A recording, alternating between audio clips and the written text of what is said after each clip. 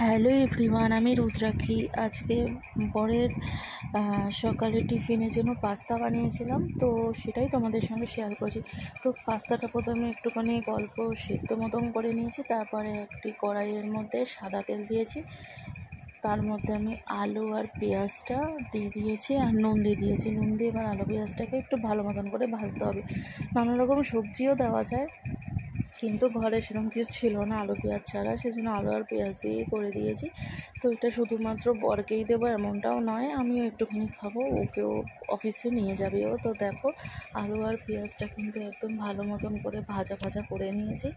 তো এবার আলু আর পেঁয়াজটা একটু সাইডে সরিয়ে নিয়ে এখানে একটা ডিম ফেটিয়ে দিয়েছি। এবার ডিমটাকে ভালো মতন করে একটু ভুজিয়া মতন করে নিচ্ছি। ভুজিয়া মতন হয়ে গেলে তখন আলু আর পেঁয়াজের সঙ্গে এটা মিশিয়ে দেবো, তো তাহলে এটা ভালো লাগবে। আর এটা ডিমটা না দিলেও হতো, আমি দিয়েছি, ভালো লাগবে তাই জন্য খেতে। তো তারপরে একটু নাড়াচাড়া করে ভুজিয়াটার সঙ্গে একদম আলু আর পেঁয়াজটা মিশিয়ে নিয়েছি।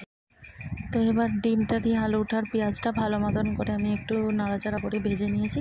তো ভাজাটা হয়ে যাওয়ার পর এবার এর মধ্যে আমি পাস্তাগুলো দিয়ে দিয়েছিলাম সিদ্ধ করে রাখা। খুব বেশি সিদ্ধ করিনি, হালকা মতন একটু সিদ্ধ করেছি, কারণ খুব বেশি সিদ্ধ করলে না পাস্তাগুলো একদম লেগে যাবে, তখন খেতে একদমই ভালো লাগবে না। একটু শক্ত শক্ত থাকলে তবেই ভালো লাগে। তো এবার পাস্তাটা দিয়ে এবার ভালো মতন করে ভাজা যখন হয়ে গেল, একটু নাড়াচাড়া করে নিয়ে তারপর আমি এটার মধ্যে একটু সয়া সস দিয়েছি। তো কে খায় কারা খায় জানি না, তবে আমি আর আমার হাজব্যান্ড খাই, আমাদের বেশ ভালোই লাগে, তবে একটু কমই দিয়েছি। পাস্তা তো সেরকম কখনো শুনিনি দিয়েছে, কিন্তু আমি জাস্ট এক্সপেরিমেন্ট করেছি, দিয়ে খেতে বেশ ভালোই লেগেছিলো। তো একটু নাড়াচাড়া করে নিয়েছি। তো নাড়াচাড়া করে নেওয়ার পর তারপরে এর মধ্যে একটু টমেটো সস দিয়ে দিয়েছি। আর আমি যে পাস্তার মশলাটা আছে সেটা দিইনি, সেটা আমার ঠিক ভালো লাগে না গন্ধটা। ম্যাগি মশলাটা তবু ভালো লাগে, কিন্তু পাস্তা মশলাটা আমার একদম ভালো লাগে না। তো ওই টমেটো সসটা দিয়ে ভালো মতন করে নাড়াচাড়া করে নিচ্ছি।